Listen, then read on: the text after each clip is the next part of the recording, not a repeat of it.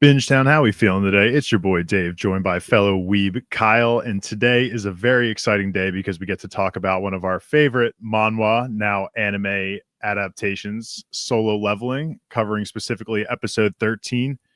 You aren't E rank, are you? It's so good to be back because this was a perfect episode for us to return to. We get a little snippet of the new Sung Jin Woo powers. Of course, we have to hear the new Arise in action now. We get to Yeah. see a lot of diverse different fighters in this episode, which is really cool, and some key returning players, which are going to play a big impact into this season going forward. So, Kyle, in our return, brief thoughts. What did you think of the episode? Just good to be back. You know, the animation hasn't changed to my knowledge. I mean, to my eye, it all looked like it was the same quality that it was in season one. And yeah, it's just I don't think I'll ever not enjoy Sung Jin Woo being just a legend. So anytime you give me 20 plus minutes of that, I'm gonna enjoy it. I'm excited for the rest of the season, or I'm really excited to get into the meat of the Red Gate, and then really excited to see how much this season covers. That's going to be super interesting to me to see where we end. And yeah, I can't wait for all of that. I don't know. I haven't read anything whether it's like 12 episodes, 10 episodes, what it's actually going to be. So we're just kind of along for the ride, and we'll just see where it takes us. I'm gonna have to assume it's gonna be 12. You never know though, with how new animes are structuring their releases and whatnot. They might even throw in a break at some point. Knock on wood that they don't. But yeah, I completely agree with you. It's just I feel like this discussion is just going to be a lot of us saying that was so cool, that was so badass. Like it's Yeah, I just because almost there want to was a lot say of that. those separate movements that were really cool. Yeah, I mean, I don't know how much. At least it feels like, as someone who's read and things like that, of how much actually happened in the episode. We're really just the chess pieces within the Red Gate are moving. We got a good reminder about Hwang Dong-soo or Dong-suk. I'm not exactly sure actually Yeah, what I'm gonna is. also cut you off really quickly and just say apologies for the pronunciation Yeah, of the Korean names because they are so much tougher for some reason for me, at least I know, for than the Japanese names that I'm used to in anime. These are yeah. so complicated. But yeah, I mean, it was kind of just like, hey, here's where we are, where we left off at, essentially. And then we kind of get into what's going to be happening next. Just a good first episode. I liked the opening song. I liked the ending. I more so like the animation of the opening theme than I did the actual song. Of course, they had spoilers a little bit of, Yeah, characters that we haven't naturally. seen yet, which is just annoying as always. But the animation of it all was really cool. Seeing all the characters fight and whatnot, it was awesome. Yeah. But getting into it, Sung Jin Woo is oversleeping for his sister Jin Ah's teacher meeting, essentially. I guess because the mom is still in the hospital in that coma. I forget what specifically the illness is called, but she's not in the picture right now. So Sung Jin Woo needs to be responsible for Jin Ah's care as her guardian. But she's doing well, and that's great. But the teacher actually asks a favor of Sung, and that is to convince Jin Ah's friend, who I did not even write her name down for this. I don't know if you have it off the top of your head. Top of my head now. She's the E rank hunter that we saw back in the first 12 episodes that wasn't doing, I guess, too well in school herself. And Sung Jin Woo says to the teacher that he would never let Jin Ah become a hunter if she did awaken. And then that's when she drops the request to ask him to try and see if she would herself also, if he could lean her out of the hunter lifestyle. Yeah, he takes it the right way of I'm going to show you what it's really like, and it's funny because he is somewhat maybe hypocritical, although you could say that he actually has the experience of being like a weak E rank hunter and what that lifestyle actually is like. But yeah, he does it, I think, a good way. Obviously, we'll get to the Red Gate stuff and how it doesn't work out, but he's being a good older brother. He's the older brother, right? Correct, yes. I don't know why I just questioned that, but I felt like I needed to. Oh, and how did we skip over the fact that Jin Ah is completely taken aback by Sung Jin Woo's new look? He's got the fresh cut, suited up, of course. This is definitely one of the top outfits that we'll be seeing of Sung Jin Woo for the anime. Yeah, he always rocks that nice black button up. Yeah. But yes, the whole point of this is to advance the plot essentially further. So Sung, like Kyle referenced, takes her to a decently high rank gate, which is a C rank gate, in order to try and scare her away from what it's like to actually be a hunter, and that they're putting their lives on the line, and kind of scare her out of the idea of sticking with being a hunter and just attending school, because she is an E rank. There's to reiterate, there's no hope of training your way into becoming a higher rank. You are set at the rank that you are. So she, unless she reawakens, will be stuck at an E rank for the rest of her life. So yeah, and he uses those connections that he got in season 1 too. Of those, yes, the 2 guys from White Tiger that tried to recruit him. And now he's just kind of playing them, or at least leaning on them, because he knows that A, they're scared of him, and B, they're willing to do almost everything to get him to be a part of the guild. So they know he could potentially be of some service if things become dire. But I don't think they were expecting things to go this dire. But no. Enter Kim Chul, our A rank tank from the White Tiger Guild. Clearly, right off the rip, is not a fan of E ranks joining the party. They needed the 2 of them to fill out the 10-person strike team. And Kyle, I know you're a big Kim Chul fan. So how was it seeing him on the big screen? Oh yeah, I think that, again, the animation all looks good. I'm just more interested in getting to his actual story. The ending gives you the teaser of where he's at. It's honestly almost nice that he gets his kind of comeuppance all within one episode. Yeah. You get to see him acting the way he's acting, not very humble, and then the Ice Elves promptly humble him within the Red Gate. So it's nice that you get that all in one episode, and then we can kind of move on to what we all remember him for. I feel like the adaptation here is actually, to me, it feels a little different. Like in the manga, it felt like when we first meet Kim, he's more of an outgoing person. In the show, it felt like he was a little bit more serious and quick to look down on the E ranks. Like in the manga, he was, of course, he had the same idea of splitting the group up once they find out it's a Red Gate, but it felt like he wasn't as serious in the manga. He was more so just like a loud person. It felt like just demanding that people do things, kind of like an imbecile. But here he seems a little bit more serious and more competent. But yeah, as soon as they enter the gate, it becomes red. I will note the sound effects of once they go into the gate and it starts turning red. I actually was wearing headphones for one of the few times that I've actually done this while watching an episode, and they were really nice. So if you ever get the chance to listen with headphones, I would definitely recommend it for that gate sound for the transformation. I just didn't recall him like fighting the gate a little bit and like sticking his head out to talk to them outside of the gate. I don't know why I didn't remember that. And that like kind of took me aback a little bit, but it's that quick thinking. Yeah, this is just, I remember reading this for the first time and being like, oh my God, okay, like what the hell's going on here? And then obviously the story becomes the story, but I liked how we get that introduction to and I'm probably stepping ahead too much here, but we get the introduction to, or the reintroduction rather, to Hwang Dong-suk. Yes. And I just like when he pulls up and the guy from the Hunter Association, the Hunter organization, whose name is totally escaping me, the blonde-haired guy, when he just thinks like, oh my God, you're so lucky. Like even a Red Gate, like he can't do anything about a Red Gate. Like who is this guy? Like what is, everything is just working in his favor. And it's just so funny that I almost never really considered the Red Gate working in Sung Jin Woo's favor. But as we'll watch it all play out, I mean, there's good things, there's bad things and all of that. So I just thought I loved that part of the episode. I love how the other man that he meets, Hwang, at the gate is, I think, the White Tiger Guild leader. I think it must be. His name is Baek Yoon Hoo. I'm just going to call him Beck to keep things simple. But yeah, funny. The fact that this guy only, like, he's met Sung Jin Woo once, knows him as an E ranked, he never reawakened. But the fact that this name, Sung Jin Woo, just keeps appearing, and he's like, why the fuck does everyone give a shit about this E rank hunter? Like, even they got this guy from America who, used to be from, I don't even think they've still confirmed it for us yet.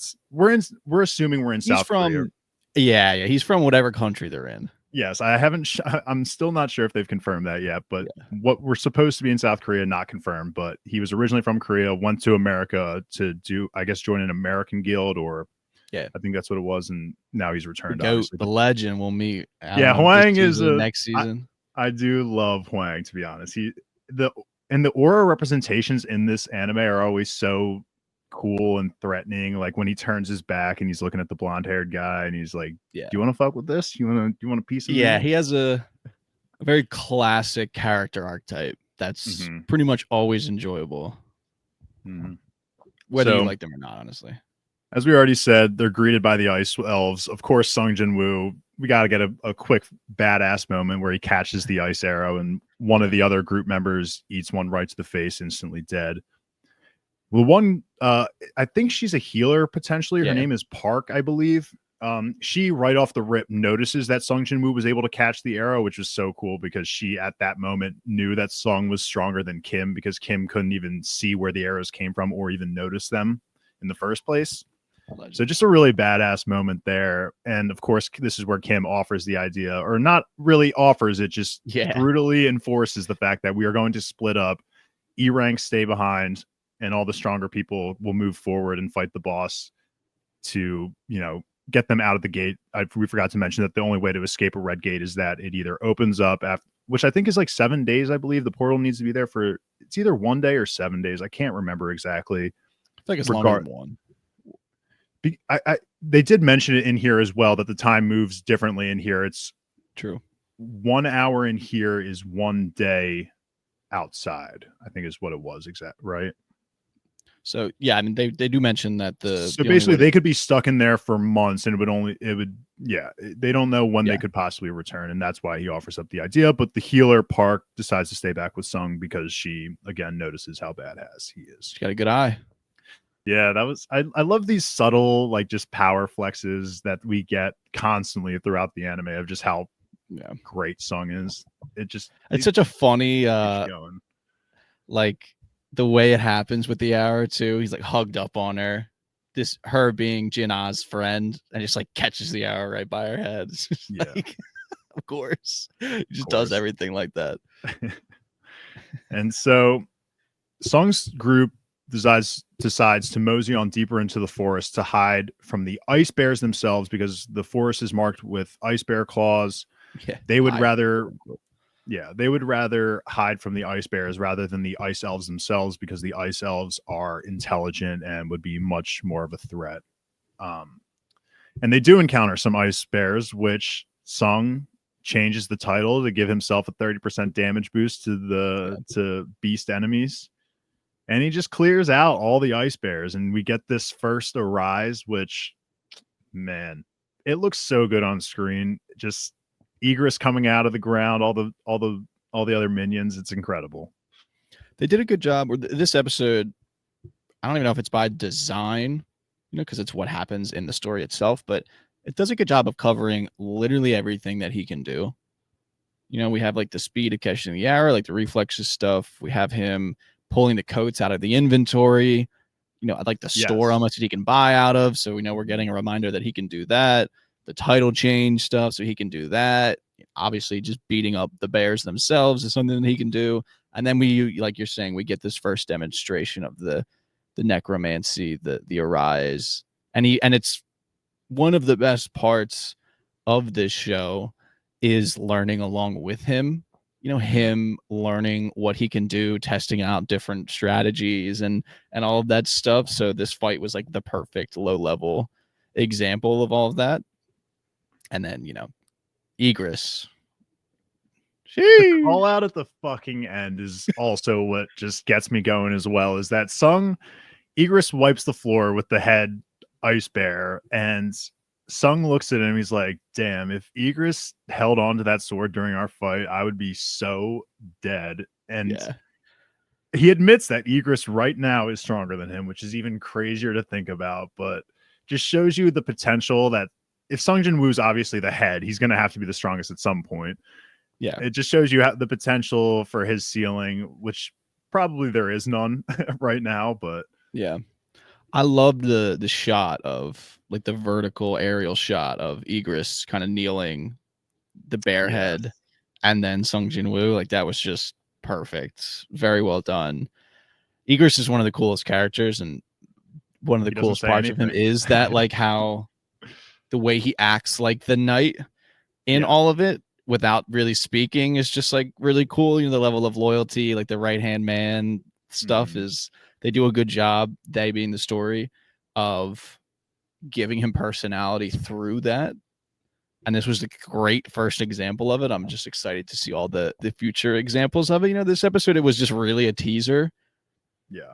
of kind of everything, especially the way it ends, which I'm sure we'll talk about potentially next. But I'm just, like I said at the top, and as we're talking about it more now, I'm just so glad to be back. I cannot wait to get into more fights and just watching all of the Shadow Army do things. You know, him gaining more soldiers. You know, the next time he arrives is going to be sweet. I mean, I don't even think feel we've like everyone seen. who's watching He the hasn't show, used the and even if dagger, you right? haven't read the story, you're just waiting at this point for like when's the next time he's going to use it. Obviously, some of us know when he's going to use it and all that stuff. So it's just I need episode 2. I know, and we'll be covering this weekly just to let everyone know. I think we originally, when we were covering the show, we were doing 2 episodes a week, but Yeah, it might just be easier. It's just easier on us to just do weekly and just make these really quick episodes for you guys. But yeah, amazing shots here. Yeah, Sung, I think, only used his fists too, so we haven't even seen his potential yet with his daggers at his hand by his side. So the last thing we'll do here to wrap up the episode is get Kyle's boy Kim just being a little bitch. I'm just kidding. yeah. I mean, His entire group gets wiped out by these ice elves, and they are just clearly having their way with them because they're all laughing and smiling down on them. It's a terrifying situation. Absolutely, it would break anyone's mental psyche. And we do hear that Kim has this moment in his head where he kind of reiterates his goal of wanting to be one of the top members of the White Tiger Guild. But the the moment that one of his friends or teammates out there gets finished off, he just completely cracks and runs back into the forest, which can't really blame the guy. He was completely outnumbered, outmanned, and they were clearly stronger. So they did give him that moment to shine. You know, he has the nice moment against the Ice Bears, plural. I mean, he messes that one up. He takes one down pretty easy peasy alone. So he is a respectable level yes, fighter. It's just that he's doesn't really understand that what's one, going on here with these ice elves. You know, that great like final, almost like White Walker-esque shot at the yes, end there. And I yes. mean, we're all just waiting for the confrontation that we Yeah, know we is know. happening. You know, like we know It's what they're doing brewing. to us. Yeah, the board is setting up. We're just waiting for that inevitable interaction, the clash that we know is coming. We didn't make it clear either. We should have probably also said this at the top, but both Kyle and I, and we will also have our future host member Alki returning to us this week. He was just a little bit busy. Guy's a champion. He coaches basketball Yeah. and he's a champion. But Big week. we have read all of the manhwa, so we do know what is going to happen upcoming. But we are going to, for the podcast sake and for all new people watching the show, we're going to stick to just non-spoiler episode talks, and maybe at the end, if we feel like it, we can have spoiler talks. Yeah. The way we did it last time too was we would go through spoiler free as possible, and then we would have like a spoiler heavy chat at the end. Mhm. But at this point, I know there's really not a ton, like, because there's not like a ton in this episode. You know, there's not like a crazy amount of foreshadowing or anything like that. I really read online too that this covers chapters 46 through 51, This one which episode, feels crazy. But like 5. looking at this list of like things they cut out, I mean, it's kind of just like conversations and things like Yeah. that. The big one that I'm reading here is like Huang Dong-soo and Wu Jin Chol, who's the guy from the Hunters Association, Hunters Organization, the blonde haired guy who picks him up at the airport and drives him to the Red Gate. They have a conversation in the car, which I think would have been interesting to see. But other than that, I mean, I'm just looking at this list of things that was cut. It's just like small things of whatever almost. Yeah, it did feel like the pacing feels good though. I mean, they did cut out what feels like necessary stuff. It was quick moving. We're already in the Red Gate. We already have Kim losing his guys. Like, we're doing well here, I think, and I'm excited. I'm already excited, man. This season is going to be so good. We'll see what the pacing is like to where it ends. If anything, we can just real quickly just get into our spoiler talk if we want to. I'll give people who are strictly anime watchers only to leave the room for a second. You don't want to hear any of this spoiler talk. But the big thing that I was going to bring up is, do you think Jeju Island will happen? It's definitely like we'll hopefully be going to Jeju Island by the end of the season, do you think? Or do you think that'll be like we have a ways to go? I forget where we're projected at this rate. Yeah, that's what I was talking about yesterday when we were hanging out watching football. That's the number one thing I'm so curious about is how much this season covers, because it did feel like season 1 was a little slow. Like it was like a 1-for-1 almost.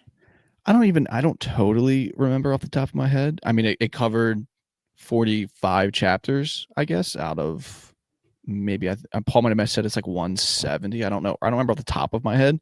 Mm-hmm. So that's like a decent chunk theoretically, but so much happens, I think, in the later chapters that it's not like actually like an equal, like it's a little more than or less rather than a third of what we're going to see. Like Jeju Island feels like it can almost be, I guess it wouldn't be its own season, but I would hope its own season. I feel like it could be like, again, another thing we didn't talk about is I don't understand where we're at. Like Crunchyroll has this as being season 2. Oh yeah. But it's labeled as episode 13. And so is this all part of the season 1 arc? Is this officially on season 2? I don't know. But what I want is Jeju Island to be like one. I feel like actually 24 episodes might be a lot for Jeju Island. They could do it in 12 probably. But either way, I think 12 fully dedicated episodes to Jeju Island would be amazing. That would just be sick, but let's see. Jeju Island, the raid starts in chapter 95 and ends with chapter 107. So hypothetically, if we doubled, so if the first 12 episodes were 45 chapters, we double that in this episode, then start of next quote unquote season or episode 25 should be Jeju Island, which I'm absolutely okay with. Yeah, I could see them ending like that would be we got Hwang Dong-suk basically being the teaser at the end of season 1 where it's like, okay, what's this guy's deal? What's this all about? This new maybe big character. And then I could see Jeju Island, like the raid, if we're in Japan, maybe then the Korean hunters coming over and getting maybe introduced as like a teaser, or if we're in Korea still, then the Japanese hunters being introduced, like the way it actually is in the story, and then season 3 being that then real meat and potatoes of that. I think that would work. I guess my question, curiosity is gonna be like, top of my head, I don't really remember what happens between the Red Gate and Jeju Island. Like I would have to go back and look at the arcs to see what we're in store for. 100%. Because I feel like we're already I feel like what's left in the Red Gate is honestly just the confrontation between. Well, Sung obviously will need to res all the bears. Kim's got to bite the bullet and get res. Like I feel like that all honestly might happen in this next episode. I'm looking at the arcs. Dude, Jeju could be honestly this. If I'm missing something, there's got to be an arc that I'm missing in my head because there's no way we. We are okay. So it's this season's gonna be fucking dope as hell. It's Red Gate is the arc, and then it's the Demon Castle. Of course, yeah, because we already got the shot of Cerberus, and now he's gonna go back and be like, "Yo, I'm." And then it's yes. I love how this is an arc, but retesting rank. So we're gonna get him actually retest to be S. Yes, he has to do that before he goes to Jeju because they have to realize that this guy's the band. Yeah, we got a lot. Okay, we're stupid, but at the same time, that's well, now it's all coming back to here. Yeah, now it's all coming back. And then it would be the last arc would be returning to the Demon Castle to obtain that final ingredient for the holy water of life. Yes, sir. Because that'll be after Jeju when he has I was gonna say Beerus. What's his name? Baron? Something. Oh no, I was gonna say the ant. You're talking about the ant. Yeah. It is Beerus actually, isn't it? That's such is it not Beerus? Question. That's so funny. I think it is Beerus, which is the same as obviously the Dragon Ball Z. We also forgot to mention, not that it's a big deal, but yes, the ants are capable of flight. Not that anyone who Oh yeah, true. is still anime watchers are still here, but ants are capable of flight and they are adapting. Yeah, it's tough. The wiki just has him as Ant King, which is stupid, but Yeah, he does name I him. mean, I can't really say much. Biru. I don't. Biru. Biru, there you go. Biru. Yeah. Yeah. Beru. Yeah. So we're in for Anything this else? is going to be a good season, but it Mhm. as I almost upset that I read those arcs in order because now it's like, okay, well now Jeju Island isn't until Yeah, now I know for a Season fact 3? where we're headed. Yeah. yeah, and that'll be like the wow, season 3 is gonna be dope. Okay, this will be as well though. Anything else? Any final thoughts? Now I'm just really excited to get into more episodes. I am excited to see Ha Chae-in again on screen. She is waifu number one for me. Facts. So can't wait to get her on the screen. But that is going to be it for today's episode coverage of Solo Leveling. If you like what you heard, give Bingetown TV a follow on all of our socials at Bingetown TV on X, Insta, YouTube, all of that. I'm butchering this so hard right now. Be sure to join our Discord and chat with us about everything that's coming out right now. We're covering a lot of shows, and to get more into that Bingetown housekeeping, we also do have new feeds for Apple TV shows that are currently hot and new, such as Silo, all under the podcast feed titled The Core. So The Core podcast for Bingetown is going to be covering all Apple TV shows. We also have another feed known as Binge Empire right now, which is currently covering Dexter, or will be covering Dexter, and is currently covering Squid Game right now. So check out those, hit subscribe, and leave a comment on those podcasts. Lastly, if you want a podcast catalog of every TV show that we've covered in a nice organized fashion, be sure to check out our website, bingetowntv.com. Once again, we are the Final Form Podcast, and thank you so much for listening.